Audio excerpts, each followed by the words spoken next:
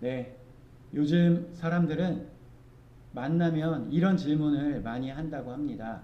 MBTI가 어떻게 되세요? 혹시 MBTI 아시나요? 우리 권사님들, 집사님들, 내 MBTI가 뭐다? 이런 거 아세요? 네, 굉장히 요즘에 유행을 잘 따라가시는 분들인 것 같아요. 우리 예찬이나 하랑이도 알아요? MBTI 알아요? 들어봤어요? 못 들어봤나 봐요. 나중에 한번 또 설명 한번 해주세요. 예전엔 혈액형을 물어봤어요. 무슨 혈액형이 뭡니까? 이렇게 물어봤었는데 이제는 MBTI를 물어본다고 합니다.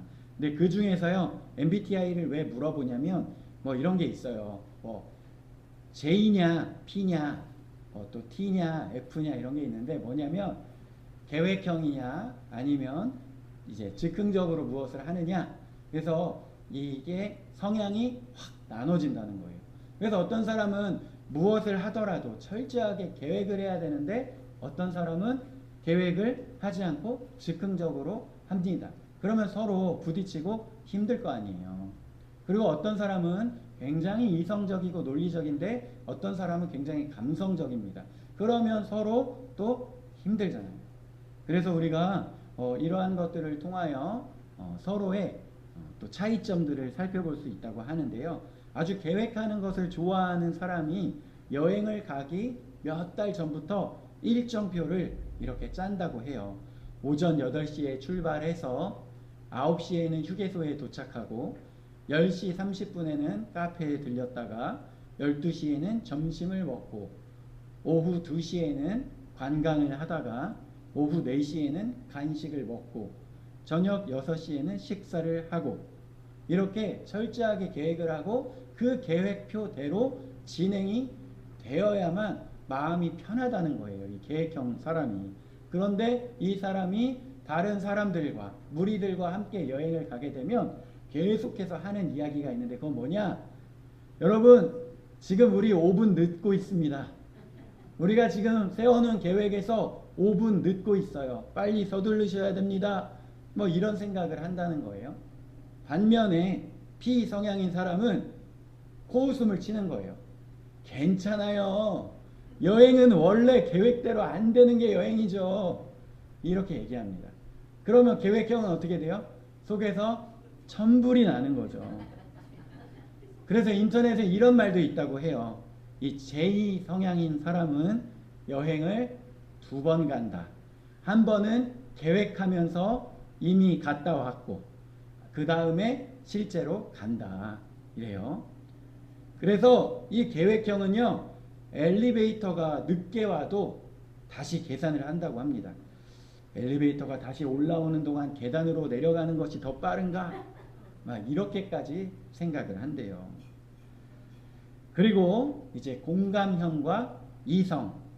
근데 이 사람들 누군가 고민을 이야기하면 그것에 대해 공감하기보다는 먼저 해결책을 찾는다고 합니다. 그래서 문제의 원인이 뭔데? 그럼 이렇게 하면 되잖아. 이렇게 해결을 얘기해요. 그러면 이제 공감인 사람은 많이 힘들었겠다. 이렇게 얘기를 해요. T성향은 그래서 결론이 뭐야? 이렇게 얘기를 한다고 합니다. 이런 이야기들 하면 다 이제 웃습니다. 왜 그러냐면 누구나 자기의 방식대로 살아간다는 것이죠. 계획하고 계산하며 살아갑니다. 우리도 매일 계획을 하죠. 그리고 계산을 합니다. 이 길로 가면 손해보지 않겠지. 이 선택을 하면 안전하겠지. 이렇게 준비하면 실패하지 않겠지. 계획하는 것이요. 지혜죠. 무계획이면 또 힘들어집니다. 그런데요. 이 계산하고 계획하는 것이 하나님보다 앞서기 시작하면 문제가 된다는 거예요. 우리가 완벽하게 계획했다고 생각해요. 완벽하게 계산했다고 생각합니다. 이 정도면 틀림없어. 이렇게 준비했으니 실패할 리 없어. 그런데 결과가 전혀 예상하지 못한 방향으로 흘러갈 때가 있습니까? 없습니까? 있어요. 그게 우리의 인생이라는 거예요. 다 알 수 없고 또 다 우리의 계획대로 되지 않는다는 것입니다. 1912년 4월 10일에 영국의 사우샘프턴 항구에서 역사상 가장 화려한 여객선이 출항을 합니다. 많은 분들이 그 이름을 들어보셨을 거예요. 그리고 또 동명의 영화를 또 보면서 그 스토리를 너무나도 잘 알고 계실 것입니다. 그 배의 이름은 바로, 혹시 예찬이나 장아랑 예담이 맞출 수 있는 사람 있어요?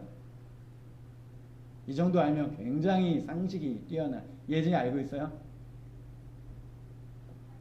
알고 있어요.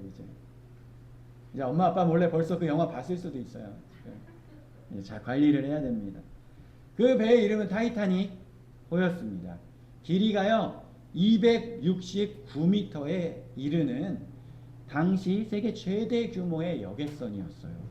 지금으로 따져도 269m라면 어마어마한 크기인데 1912년에 그렇게 큰 배가 출항을 했다는 것입니다. 그때 당시 최고의 기술자들이 설계를 했어요. 최첨단 기술이 총동원되었습니다.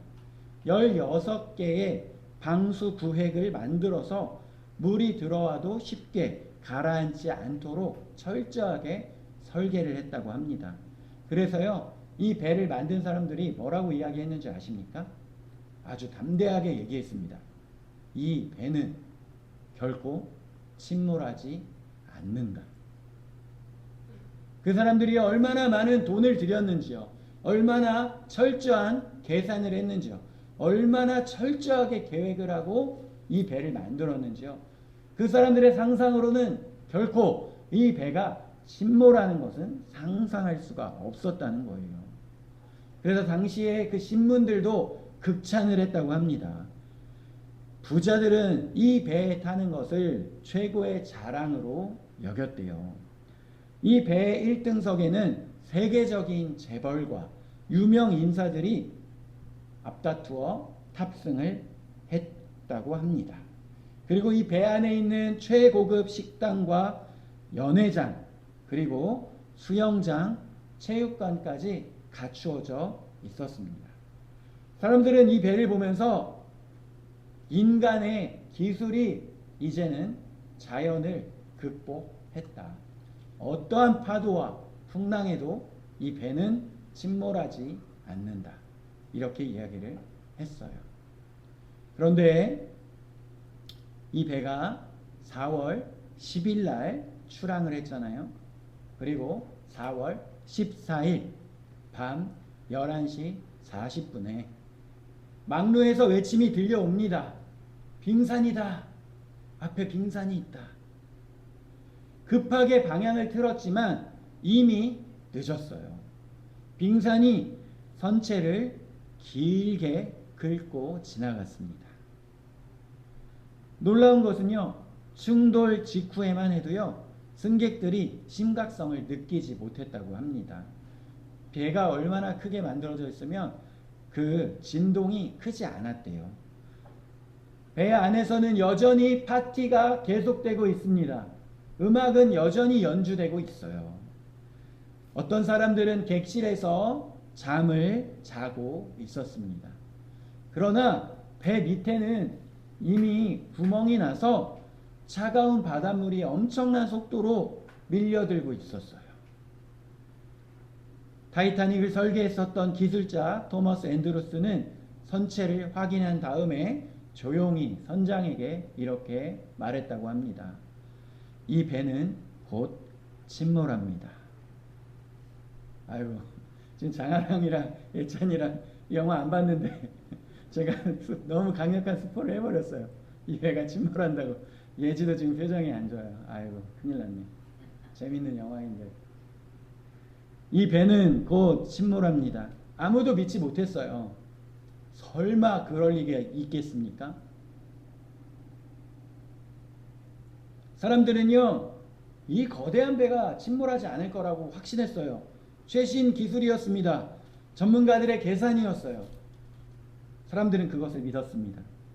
하지만 바로 그 계산이 무너졌다는 것입니다. 결국에 타이타닉 배는 1912년 4월 15일 새벽 2시 20분에 북대서양 깊은 바닷속으로 사라져 갔습니다. 2200명 이상이 타고 있었지만 구명보트는 절반 정도밖에 사람 타고 있는 사람의 절반 정도밖에 구출할 수가 없었대요. 왜냐하면 절대로 안전하다는 생각으로 충분한 구명보트를 준비하지 않았다고 합니다. 그리고 더 많은 사람을 태우려고 했대요. 생각해 보십시오. 타이타닉이 침몰했던 이유는 이 사람들의 지혜가 부족해서가 아닙니다. 계산이 부족해서가 아니에요. 오히려 그 계산을 너무 믿었기 때문이에요. 인간의 능력을 너무나도 믿었기 때문입니다. 인간의 계산은 완벽하다고 생각했지만 그 하나의 빙산 앞에 모두 무너졌던 것입니다. 우리도 인생 살아가면서 끊임없이 계산합니다. 자녀의 미래에 대해서 유치원 때부터 영어 유치원 보내고 초등학교 때 뭐 시키고 중학교 뭐 시키고 고등학교 뭐 시키면 우리의 생각대로 우리의 계산대로 탁탁탁 다 될 것만 같습니다. 그렇게 하면 다 서울대 가고 다 의대 갈 것 같습니다. 그런데 인간의 계산대로 그렇게 되지 않더라는 거예요. 이 길로 가면 안전하겠지. 이 선택을 하면 손해보지 않겠지. 이 방법이면 실패하지 않겠지. 계획하는 것 자체는요, 잘못이 아닙니다. 계획은 필요해요. 계산하는 것 지혜로운 것입니다. 문제는요, 이 계산이 하나님보다 앞설 때입니다. 계산이 믿음을 대신하기 시작하면 우리는 하나님께 물어보기보다 스스로 이미 결론을 내린다는 거예요. 이렇게 하면 이렇게 되겠지. 이렇게 하면 이렇게 되겠지. 신앙생활 또한 우리가 자판기에 1,000원 넣으면 음료수 나오는 것처럼 내가 이렇게 기도했으니까 이렇게 해주시겠지. 이렇게 하나님 앞서 내 생각으로 계산을 하기 시작한다는 거예요. 오늘 우리가 읽었었던 말씀에 다윗이 그러합니다. 골리앗을 쓰러뜨렸던 다윗, 사무엘에게 부음을 받았던 다윗, 수없이 하나님의 인도하심과 보호하심을, 기적을 경험했던 다윗이 오늘 27장에 보니까 하나님께 물어보지 않아요. 기도하지 않습니다. 그는요, 계산하기 시작해요. 그리고 그 계산은 당장의 문제를 해결하는 것처럼 보이지만 결국 더 큰 위기 속으로 다윗을 몰아넣게 됩니다. 1절에 보면 다윗이 그의 마음에 생각하기를 이렇게 나와 있어요. 아주 중요한 표현입니다. 여기에는요, 하나님께 물었다라는 말이 없어요. 기도했다라는 표현이 없습니다. 여호와께서 말씀하셨다 이런 내용이 없어요. 다윗은 자기 마음속에서 이미 결론을 내린 것입니다. 내가 후일에는 사울의 손에 붙잡히리니, 이렇게 다윗이 이야기하고 있어요. 인간적으로는 다윗이 그렇게 느낄 수 있어요. 다윗은 정말 많은 전쟁에 나가서 승리를 했었던 사람이기 때문에 이제 다윗이 혼자였으면 여기저기 도망 다닐 수 있었을 텐데 다윗을 따르는 사람들 이제는 600여 명에 이르렀다고 합니다. 그리고 그 사람들과 가족들이 있어요. 그런데 사울은 3,000명의 군사를 데리고 계속해서 다윗을 잡으려고 추격해오기 시작합니다. 그렇게 생각했을 거예요. 이제 나 혼자 몸이었으면 잘 도망 다녔을 텐데 이 수백 명을 데리고 사울의 추격에 도망 다니는 것은 더 이상 불가능하다. 이런 계산이 섰을 거예요. 그 마음 가운데는 이미 두려움이 가득했던 것입니다. 그래서 내가 후일에는 사울의 손에 붙잡히리니, 이러한 결론까지 다윗은 계산하기 시작한 거예요. 그런데 이 말이 사실인가요? 이 말은 사실이 아닙니다. 왜냐하면 하나님은 이미 여러 번 힘들고 어려운 상황 가운데 다윗을 보호해 주셨어요. 광야에서도 살려주셨습니다. 엔게디 굴에서도 살려주셨어요. 10 광야에서도 살려주셨습니다. 그런데 다윗은 과거에 경험했었던 은혜보다 지금 눈앞에 펼쳐지는 현재에 너무나도 큰 두려움을 느끼기 시작했던 거예요. 신앙생활 하다 보면 우리에게 이런 다윗과 같은 상황이 왜 찾아오지 않겠습니까? 우리도 그러합니다. 과거에 우리가 기도했던 것, 하나님께서 응답해 주셨던 수많은 경험이 있어요. 하나님께서 도와주시고 보호해 주셨던 것을 경험한 적이 너무나도 많이 있습니다. 하나님께서 지금까지 도우셨노라고 고백을 하죠. 인도해 주셨다고, 문제를 해결해 주셨다고. 그런데 새로운 문제가 또 찾아오면 어떻게 됩니까? 언제 그랬냐는 듯이, 하나님의 도우심을 언제 경험했냐는 듯이 갑자기 모든 믿음이 사라지는 거예요. 아, 이번에는 안 될 것 같은데, 아, 이번에는 끝난 것 같은데. 다윗도 지금 그런 상태였습니다.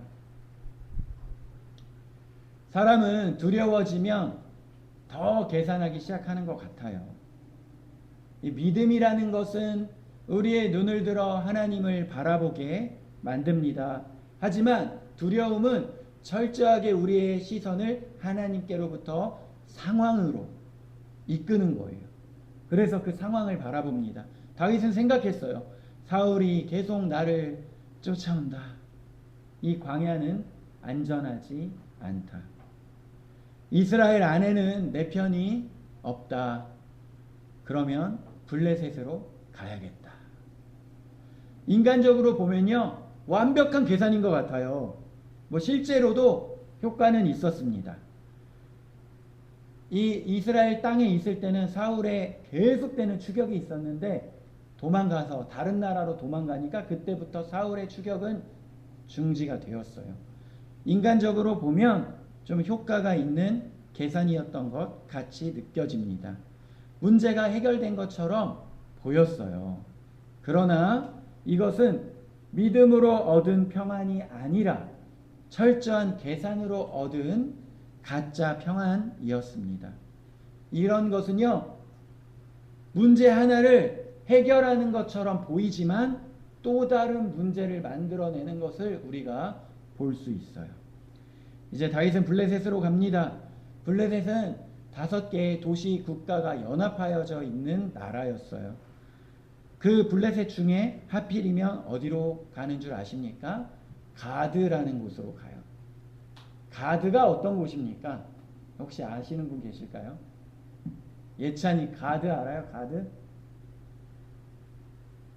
예덤이가 손을 번쩍 들었어요. 뭐예요?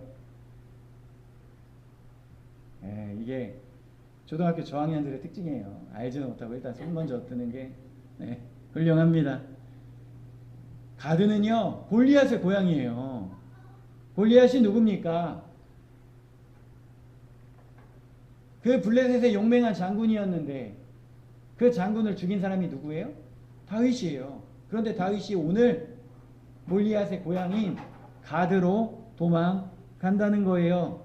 골리앗의 고향 가드에 숨어 살게 되었다는 것입니다. 과거에 하나님을 의지하여 승리하였던 사람이 이제는 두려움 때문에 자신에게 패배한 곳으로 숨어 들어가더라는 거예요. 아기스라는 왕이 다윗을 환영합니다. 그리고 시글락이라는 동네를 다윗과 그 따르는 자들이 살아갈 수 있도록 내어줍니다. 겉으로는 성공한 것처럼 보여요. 정착을 했습니다. 보호받고 있는 것처럼 느껴져요. 그런데 문제가 생깁니다. 그 문제는 무엇입니까? 이제 다윗은 블레셋 왕의 신하가 된 거예요. 이 아기스라는 사람이요, 다윗을 자기 사람으로 생각한다는 거예요. 다윗은 원하지 않았지만 점점 곤란한 위치로 들어가게 된다는 것입니다. 왜 그렇습니까? 계산하고 하나님의 뜻을 떠나 철저하게 사람의 생각으로 계산한 것은 또 다른 계산을 요구하기 시작한다는 거예요. 우리 어린이들하고도 한번 나눴지만 우리가 지금 눈앞에 펼쳐져 있는 아주 작은 위기를 넘기기 위하여 거짓말을 하기 시작하면요, 앞으로 조금 더 큰일이 생기고 큰일이 생겼을 때 계속해서 반복해서 거짓말을 하게 된다고 이야기했어요. 계속해서 반복해서 거짓말을 또 하고 또 하고 또 하다 보면 나중에 어떻게 된다고 했어요? 바늘도둑이 소도둑 된다 얘기했어요. 지금 어린아이들이 작은 위기를 피하기 위하여 뭐 학교 조금 늦었을 때 또는 교회 가기 싫을 때 조금씩 거짓말 하다 보면 거짓말 잘한다 칭찬 듣다가 나중에 어른 돼서도 계속 거짓말하면 어떻게 된다 그랬어요? 네. 어른 돼서 거짓말 잘하면 그것은 사기꾼이라고 했고 감옥 간다 그랬죠. 하나의 편법은 또 다른 편법을 부르게 됩니다. 하나의 타협은 또 다른 타협을 요구하게 된다는 거예요. 이 말씀의 후반에 보면요, 다윗은요 사울을 피해서 아기스라는 곳으로 이제 이 블레셋으로 나아갔지만 이곳에서 또 아기스를 속이기 시작한다는 거예요. 아말렉 사람들을 공격했는데 아기스에게 유다 지역을 공격한 것처럼 거짓으로 보고하기 시작합니다. 처음에는 이러한 계산이 섰을 거예요. 사울만 피하면 된다. 그런데 사울을 피한 그곳에서 또 위기를 넘기기 위하여 계속해서 아기스도 속여야 한다. 여기까지 나아간다는 거예요. 문제 하나를 해결했는데 새로운 문제가 생긴다는 것입니다. 우리가 하나님보다 다른 방법들 계산하는 것 의지할 때 종종 이런 일이 생긴다는 것입니다. 당장은 해결된 것처럼 보이지만 나중에 보면 그 문제가요 더 복잡해져 있는 거예요. 그래서 우리는 어떻게 해야 하겠습니까? 하나님은 우리의 계산보다 더 큰 섭리를 가지고 계신 분이심을 믿어야 합니다. 흥미로운 것은 27장에 하나님이 등장하지 않고 있어요. 기도도 없습니다. 응답도 없어요. 예언도 없습니다. 하나님이 침묵하시는 것처럼 보입니다. 이 27장에 철저하게 하나님이 등장하지 않지만 그렇다고 해서 하나님께서 이제 다윗을 버리신 걸까요? 하나님은 역사하지 않고 계신 걸까요? 하나님이 일하시는 것을 중단하신 것일까요? 그렇지 않습니다. 하나님은 여전히 일하고 계십니다. 우리는 착각을 해요. 하나님이 말씀하시지 않으면 일하지 않는다고 생각합니다. 하나님이 보이지 않으면 안 계신다고 생각해요. 그러나 성경은 이야기합니다. 하나님은 침묵 속에서도 일하고 계십니다.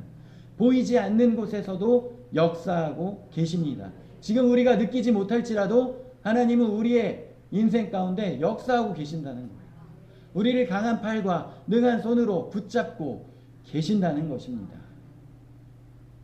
우리가 지금 무언가 잘나서 예배에 나온 것 같죠. 우리가 믿음이 너무나도 충만하여 이 예배 시간에 일찍 나와서 하나님 앞에 찬양 드리고 우리가 예배 드리는 것 같습니다. 하지만 하나님께서 도와주지 아니하시면, 하나님께서 인도하지 아니하시면 우리는 이 예배 가운데 나올 수 있는 사람들이 아니라는 거예요.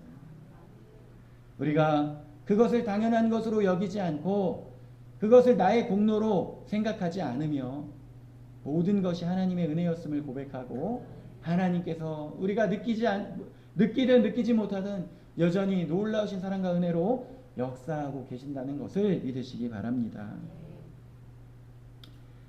다윗은 철저하게 계산하였지만 그것이 결국 다윗을 위험한 상황으로 몰아갑니다. 이제 블레셋이 이스라엘과 전쟁을 하려고 준비를 합니다.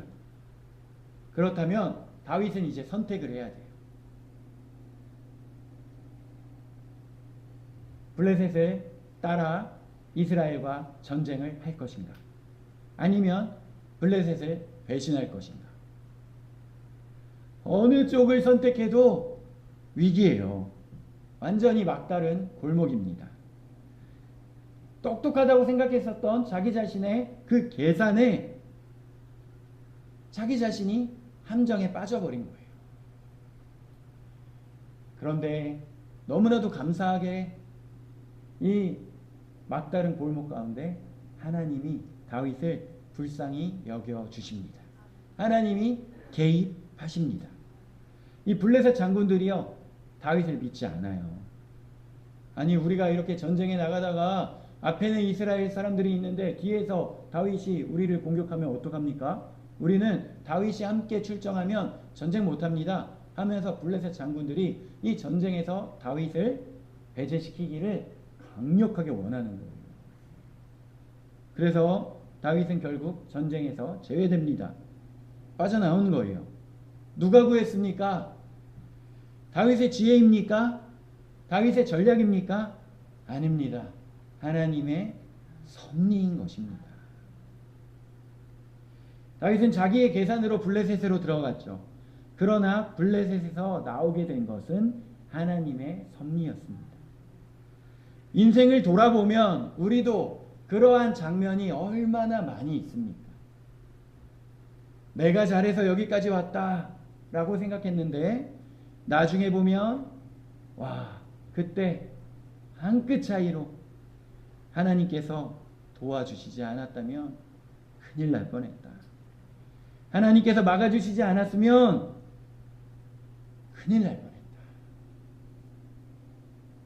아주 한 끗 차이로 말입니다.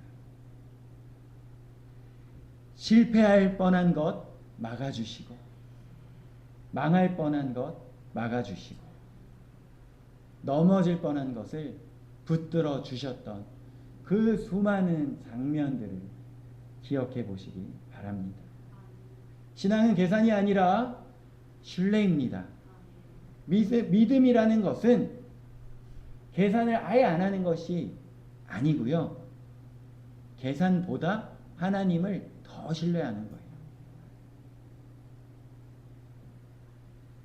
이 성경에 보면 자신의 계산을 뛰어넘는 하나님의 인도하신 가운데 순종했던 사람들의 이야기가 너무나도 많이 나와요. 노아가 처음에 하나님의 명령에 따라 배를 만들기 시작하였는데 그의 머릿속으로 배를 만드는데 120년이라는 시간이 걸린다는 계산이 섰을까요? 아마 그는 5년, 10년이면 다 만들겠지라고 생각했을 거예요. 120년 될 거라고 생각했으면 시작도 안 했을 것입니다. 그때 되면 내가 나이도 다 들고 힘 빠져가지고 그것을 어떻게 만드냐. 그렇지만 그는 만들라고 하신 하나님의 그 뜻대로 하나님을 신뢰하며 방주를 만들어 갔던 거예요. 아브라함이 계산하면 고향을 떠날 수 있었을까요? 아브라함은 그때 당시에 데라라는 사람의 아들이라고 하였는데 데라는 이 우상의 모양을 깎아서 팔았다고 했는데 이것은 단순히 장사치가 아니었어요. 그때 당시는 재정일치의 사회였기 때문에 우상을 깎아서 만들어 팔 뿐 아니라 제사장의 역할을 감당했었던 사람이었습니다. 한마디로 그 동네에서 제사장, 한마디로 족장이었어요. 힘이 있었고 돈이 있었고 결정권이 있었던 사람이 바로 데라였어요. 아브라함은 그대로 있었으면 그 데라의 모든 것을 상속하여 그곳에서 지배하며 살아갈 수 있는, 고생하지 않고 살아갈 수 있는 사람이었습니다. 그런데 어느 날 하나님께서 그를 부르셔서 길을 떠나는데 너는 친척 본토 아비 집을 떠나 내가 지시할 땅으로 가라. 지금 가지고 있는 모든 기득권을 내려놓으라는 거예요. 돈, 힘, 권력 다 내려놓고 떠나라. 그런데 떠나는데 야 어디로 가라. 지명을 딱 알려주는 게 아니라 지시한 땅으로 가는 것이 아니라 지시할 땅으로 가라. 일단 출발하라 이거예요. 그러면 가다가 또 계속해서 인도해 주시겠다는 거예요. 이 MBTI J형이었으면 떠나지 못합니다. 그런데 오늘 아브라함이 믿음으로 그 길을 나아갔다는 거예요. 하나님을 신뢰함으로 일단 출발했다는 것입니다.